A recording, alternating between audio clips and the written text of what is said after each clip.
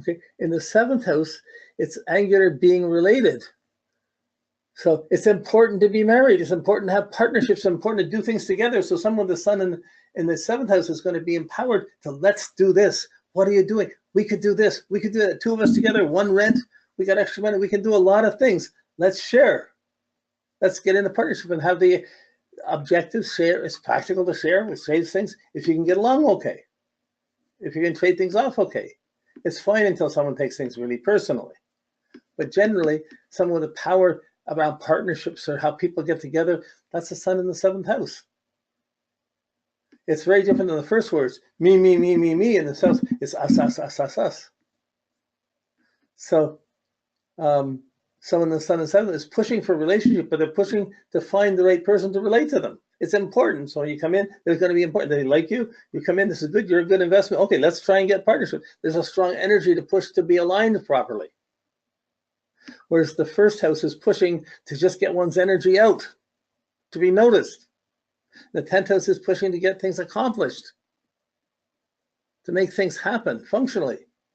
The 4th house, the sun is down below, is pushing to be secure. This is my room. This is my place. This is my home. This is my kids. This is my security. So someone who's pushing to be secure, they could go out and take a job, but they're not really the peak administrative qualities because they're pushing for their security. So the security, home, values, good night's sleep, feeling okay. I got to be living okay. And that means I got to be feeling good about how other people think about me. You know, I'm taking energy in, but if someone's not thinking good, it's going to really affect me. I'm going to be really active. If someone's reinforcing my sense of security, boy, I'm going to feel really secure, and then I can be playful. But if someone's not reinforcing my sense of security, I'm going to be powerfully not supporting them. So usually it shows up if someone has a subjective sun in the 4th house. You don't know me till you come to dinner at my place. People in my home know me, but it becomes a subjective thing, and that can be very good.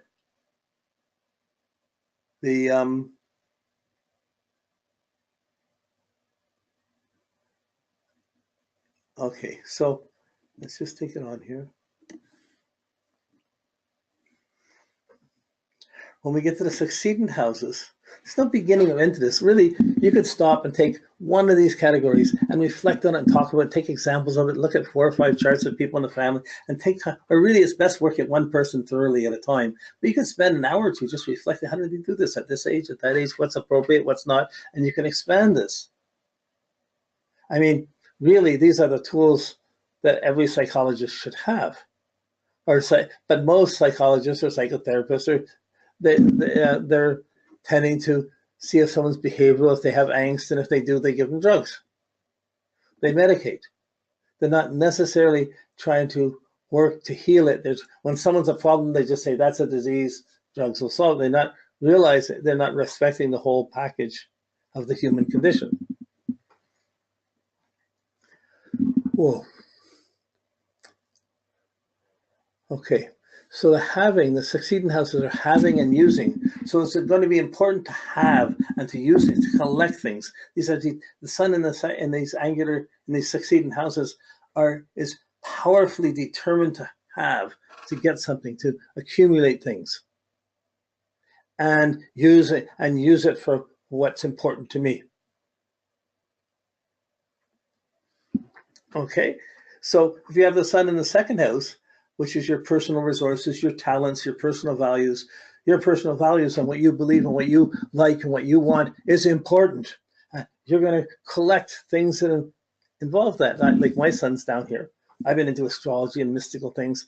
I'm never secure at home until I have paintings, pictures, mandalas, books, all the things that reinforce the things I value around me. When they're around me, oh boy, I feel really good. But I'm walking through a store, I see something that's an old calendar, an old almanac that I know is special or rare, it's hard for me not to buy it. I'm trying to accumulate these things. And usually in my life, I accumulate too much and I have to let some of them go, and that's a big problem. But I did, at one point for 30 years, I ran a spiritual library of spiritual astrology books. It was probably one of the biggest numbers. It was 75,000 books on astrology and religions and mysticism until it was so big I couldn't carry it anymore, and eventually I had to let it go. But accumulating things, it could just be money. It could just be, there's a tendency to, it's important to have things. I gotta have it. I gotta have it. You know, if a gadget comes out, other people, I gotta have one. You know, like it's collecting, it's accumulating. It's concerned about having what you have and what you don't have. Not in a functional sense, just personally. When you get up to the thinking quadrant, it's the house of friends and enemies and interactions of who knows you, who you know, who you don't know. So you're trying to have as many friends, as much social conscience, as much peer alignment as you can possibly get. Because by the more people you know, the more chance you have of building up your status and position. So you're trying to have friends are the people you have usually from jobs or from being out in the world and accomplishing something or not accomplishing something. You're hanging out with the gang or whatever, you know, like it's collecting that group, being part of that peer group, part of that collective. You're thinking about it and you're thinking about what do you have to do to maintain this friendship? How do you get that friendship? How do you know? It's building up who you know and having the friends and the social extension. Okay, that's very different than having things, having the social extension. And if everybody's wearing a certain thing, maybe I have to wear the same thing or I have to be part of it. It's like being part of a club, but it's projecting, but it's above the horizon and thinking it's moving towards status. I know these people, where's it going? And we're really using our friends. We have our friends to use because they, if I lost a job, they might know a job, they know so and so, they make connections that helps to build up our position. So the sun in the 11th house, it's very social, it's social creativity. So someone with the sun in the 11th house would be inclined to be, they could run a theater group or coach a team. They're the coach, they're the group leader, the person that knows how to make a group, they're coordinators that work groups together and teams together and see the use of time demands that way. And it's important, they know how to empower, they're empowered about those things. And of course, if they're disassociative, they're going to be negatively empowered because it didn't fit in anywhere. Normally, they're going to work to think about how to fit in and to find, if one friendship, one team doesn't work, another one will come up.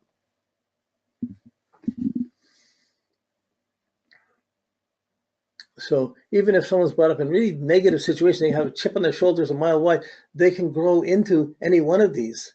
But it's healthier to grow into the one that's yours, where you're going to find your confidence. So for someone who's had a breakdown, had a bad world, and they're trying to rebuild and regroup their life, get rid of drugs, get rid of things, build up life. If someone has their sun in the 11th house, they need to be, they're misfit, they're social misfit. No one wants them around. They have to get themselves together enough so they can, but they'll get their encouragement by meeting this group or seeing this team or being part of they'll get their inspiration by seeing it in context of people, not just by being isolated and working on it.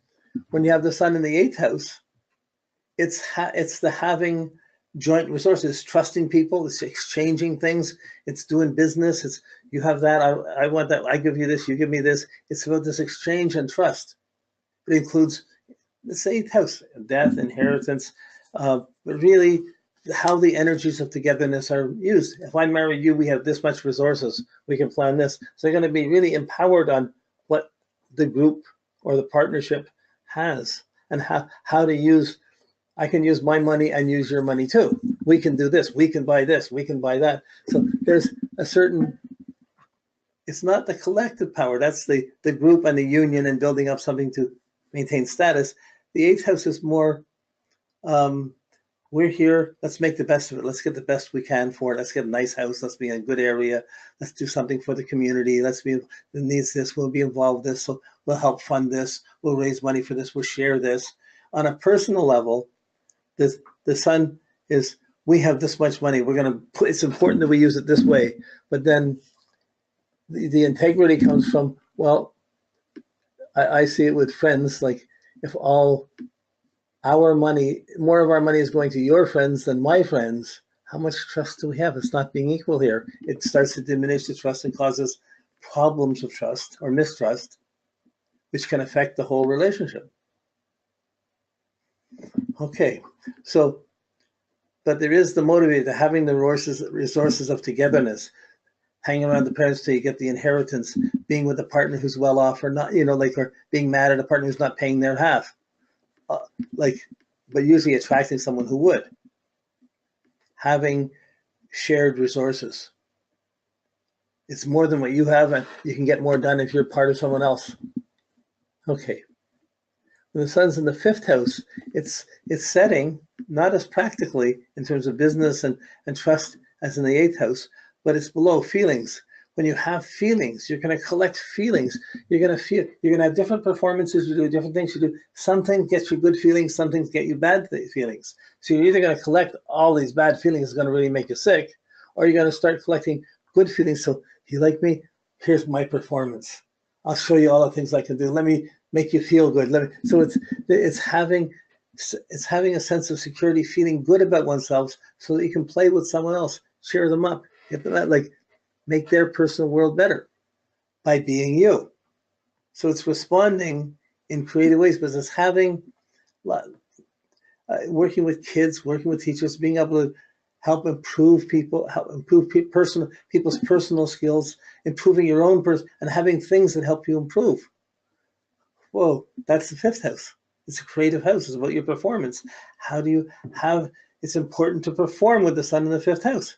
You got to have the things that allow you to perform. You got to dance. You got to play. You got to sing. You got to have things you can do. It's the lover's place. Let me entertain you. I can fix you. I can satisfy you. That's me. Don't you love me better than anyone else? Why are you looking at that other person?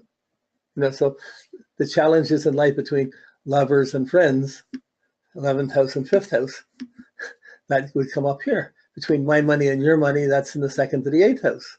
So these things, they're natural things that happen in the world.